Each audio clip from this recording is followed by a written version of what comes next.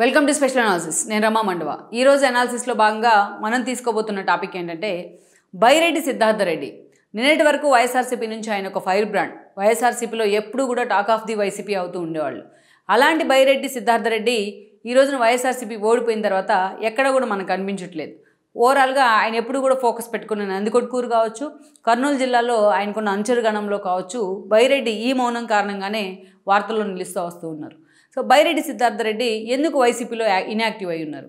సిద్ధార్థ రెడ్డి అడిగిన బాధ్యతలను జగన్మోహన్ రెడ్డి ఇవ్వకపోవడం వల్లే ఈరోజు ఆయన సైలెంట్ అయ్యారా, లేకుంటే వాంటెడ్లీ సిద్ధార్థ రెడ్డిని జగన్మోహన్ రెడ్డి పక్కన పెట్టారా, లేకపోతే అధికార మార్పిడి కారణంగానే ఈరోజు కూటమి అధికారంలో ఉన్న కారణంగానే బైరెడ్డి సైలెంట్ అయ్యారని అనుకోవచ్చా, లేకుంటే తన సోదరైన శబరి లాంటి వాళ్ళు క్రియేటివ్గా అధికార పార్టీ తరఫున ఎంపీగా రిప్రజెంట్ చేస్తున్న కారణంగానే ఈరోజు బైరెడ్డి డిఫెన్స్లో పడ్డారా? ఈ క్వశ్చన్స్ అన్నీ కూడా, ఈ ప్రశ్నలన్నీ కూడా ఆయన ఫాలోయర్స్లో, అదేవిధంగా వైఎస్ఆర్సీపీలో కూడా హాట్ టాపిక్ అవుతున్నాయి. యాక్చువల్గా జనంలో ఎంతో కొంత ఇమేజ్ ఉండి యూత్లో కొంచెం చరిష్మా ఉన్న లీడర్స్ లాంటి వాళ్ళు, బైరెడ్డి లాంటి వాళ్ళు ఈరోజు వైఎస్ఆర్సీపీకి అవసరం కూడా. పార్టీ ఓడిపోయిన పరిస్థితిలో ఉంది. అలాంటి లీడర్ బయటకు వచ్చి మాట్లాడాల్సిన అవసరమో, పార్టీకి అండగా ఉండాల్సిన అవసరం ఉంటుంది ఇలాంటి సిచ్యువేషన్లో.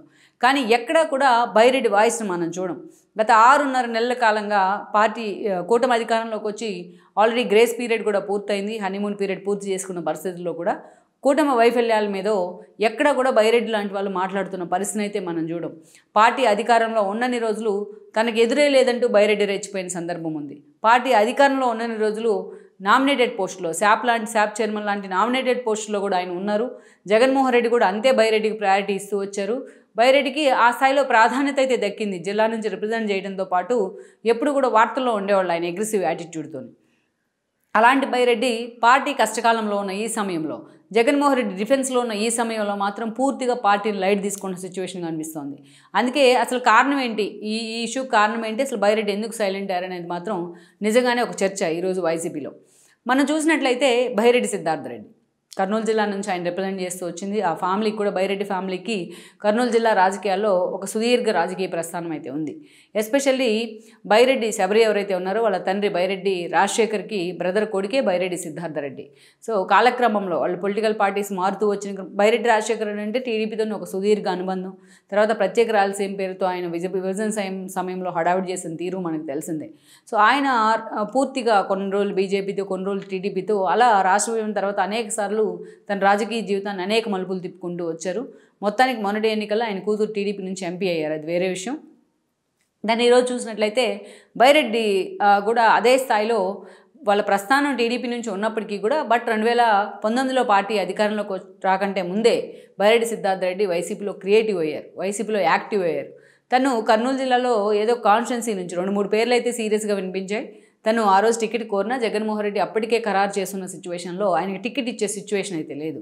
అందుకనే తన సొంత ఊరును నందికొట్కూరుని తన గమ్యస్థానంగా ఆ రోజు ఆయన ఎన్నుకున్నారు కూడా బైరెడ్డి. అందుకనే అక్కడ ఆర్థర్ లాంటి వాళ్ళని తీసుకొచ్చి వాళ్ళని ప్రమోట్ చేస్తానని చెప్పేసి పూర్తి స్థాయిలో, పేరుకి ఆర్థర్ మాత్రం ఎమ్మెల్యే, అక్కడ స్థానిక ఎమ్మెల్యేగా గెలిచారు ఆయన 19లో జగన్మోహన్ రెడ్డి వేవ్లో.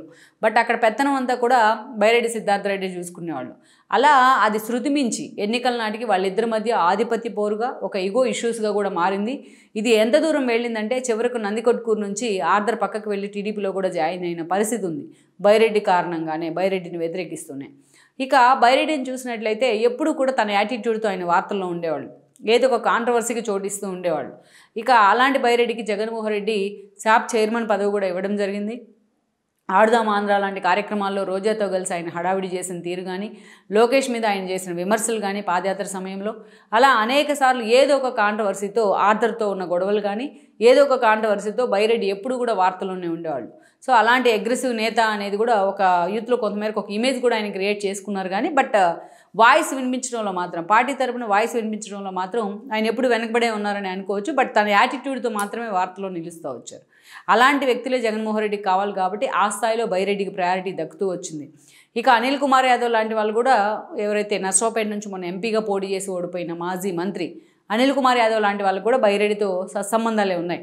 అలా ఎమ్మెల్యే కాకపోయినా, అండ్ పార్టీలో కీలక పదవులు లేకపోయినా, ప్రభుత్వంలో కేవలం శాప్ చైర్మన్ లాంటి నామినేటెడ్ పోస్టులే ఉన్నా తనకంటూ కూడా తన హవానైతే కొనసాగిస్తూ వచ్చారు బైరెడ్డి సిద్ధార్థ రెడ్డి. ఎప్పుడు కూడా వార్తల్లో ఉన్నారు ఏదో ఒక కాంట్రవర్సీలతోని. సో అలాంటి బైరెడ్డి మొన్నటి ఎన్నికల సమయంలో కూడా నందికొట్కూరులో ఆర్థర్ పక్కకు వెళ్ళిన తర్వాత తను ఆ సీట్ తనకు కావాల్సిన వాళ్ళకే ఇవ్వాలంటూ కూడా ఆయన పట్టుబడిన సందర్భం ఉంది. సో చివరి నిమిషంలో ఆయన తీసుకొచ్చిన మనుషులు కూడా అక్కడ పూర్తి స్థాయిలో జగన్మోహన్ రెడ్డి యాక్సెప్ట్ చేయలేని సిచ్యువేషన్ ఉంది. అందుకే అప్పటి నుంచి ఆయన అసలు సైలెంట్ అయిపోయి ఉన్నారు. బట్ పూర్తిగా యాక్టివ్గా అయితే లేరు. ఎన్నికల ప్రచారంలో కానీ మిగతా విషయాల్లో కానీ బైరెడ్డి సిద్ధార్థ్ ఎక్కడ కూడా యాక్టివ్గా ఉన్న పరిస్థితి అయితే మనం చూడం. ఇక పార్టీ ఓటమి పాలైంది. ఈ రోజున 6.5 నెలలుగా కూటమి అధికారంలో ఉంది. ఇదే బైరెడ్డి సిద్ధార్థ్ ఆ రోజు టీడీపీ మీద, చంద్రబాబు మీద, లోకేష్ మీద, అంతకంటే ఎక్కువగా పవన్ కళ్యాణ్ మీద కూడా కామెంట్ చేసి వార్తల్లో ఉన్నారు. ఈరోజు బైరెడ్డి గట్టిగా మాట్లాడినా అటు కూటమి ప్రభుత్వానికి టార్గెట్ అయ్యే అవకాశాలు ఉన్నాయి. అండ్ వన్ మోర్, తన కాన్స్టెన్సీ తన ఓన్గా ఎక్కడన్నా కాన్స్టెన్సీ ఇచ్చి తను పోటీ చేయడానికి ఆయన జగన్మోహన్ రెడ్డి దగ్గర మొరబెట్టుకున్నా జగన్మోహన్ రెడ్డి మొన్నటి ఎన్నికల్లో ఆయనకి టికెట్ ఇవ్వలేదు. కనీసం నందికొట్కూరులో తనకు కావాల్సిన వాళ్ళకి టికెట్ ఇవ్వాలని మొరబెట్టుకున్నా జగన్మోహన్ రెడ్డి అది కూడా పాటించలేదు. అది కూడా పెద్దగా పరిగణలోకి తీసుకోలేదు. సో అలాంటి ఇటు చూసినట్లయితే ఈ రోజున అటు శబరి, తన సిస్టర్ శబరి ఈరోజు ఎంపీగా ఉన్నారు. ఇక శబరి కారణంగా తన ఎవరైతే పెద్దనాన్న ఉన్నారో ఆయన కూడా యాక్టివ్ అయ్యారు. బైరెడ్డి రాజశేఖర రెడ్డి కూడా ఈరోజు యాక్టివ్గా ఉన్నారు. అలాంటి సిచ్యువేషన్లో బైరెడ్డి సిద్ధార్థ పూర్తిగా సైలెంట్ అయి ఉన్నారు. ఇక అంతేకాదు శాప్ చైర్మన్గా ఆయన ఉన్న హయాంలో కొన్ని అవకతవకలకు సంబంధించి అనేక ఆరోపణలు ఉన్నాయి. ఈ ఆరోపణలకు సంబంధించి కూడా కూటమి ప్రభుత్వం ముందడుగు వేసే ప్రయత్నం అయితే జరుగుతోంది ఆయన వైపు నుంచి. ఎంక్వైరీ చేయాలనే ఆలోచన కూడా, ఎంక్వైరీ చేయాలనే ప్రపోజల్స్ కూడా ఉన్నాయి. సో ఈ క్రమంలోనే తాను గతంలో శాప్ చైర్మన్గా పనిచేసిన సమయంలో జరిగిన అవకతవకలు కావచ్చు, ఇప్పుడు దాకా మనం చెప్పుకున్న కారణాలన్నీ కావచ్చు. సో ఈరోజు బైరెడ్డి సిద్ధార్థ రెడ్డి ఆ పార్టీలో పూర్తిగా సైలెంట్ అవడానికి కారణమైంది. అయితే నిన్నటి వరకు ఆయన ఫాలో అయిన ఫాలోయర్స్ మాత్రం బైరెడ్డి సిద్ధార్థ ఇలాంటి టైంలో పార్టీ పూర్తిగా డిఫెన్స్లో, జగన్మోహన్ రెడ్డి డైలమాలో ఉన్న ఈ సమయంలో ఇలాంటి లీడర్స్ పార్టీ వాయిస్ వినిపిస్తే బాగుంటుంది అనేది అయితే ఒక చర్చ. జగన్మోహన్ రెడ్డి ఆయన పిలిచి మరీ ఆయనకి ఏదో కీలక పోస్ట్ పార్టీ తరఫు నుంచి ఇవ్వాలి అనేది అయితే మరొక డిమాండ్. సో ఓవరాల్గా ఇప్పుడున్న సిచ్యువేషన్లో బైరెడ్డి ఎంతవరకు కూడా యాక్టివ్ అవుతారు, ఎంతవరకు ఈ పార్టీ వాయిస్ వినిపించడంలో ముందుంటారు అన్నది ఇంకొద్ది రోజుల్లోనే తేలిపోబోతుంది. ఈ వీడియో మీకు నచ్చినట్లయితే please share, like and subscribe R24 Telugu.